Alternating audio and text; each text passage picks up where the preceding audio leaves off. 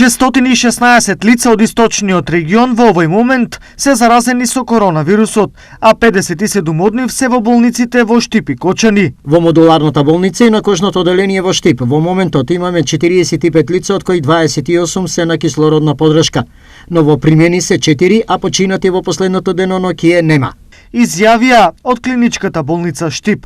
Во Кочани, вториот град во регионот каде болнички се лекуваат од корона, состојбата е следна. 5 се на оксигенска, значи со малку потешка клиничка слика, 5 се на какодневна болница, фактички од тие 15, значи 10 се со постојана хоспитализација кај нас. А вкупно имаме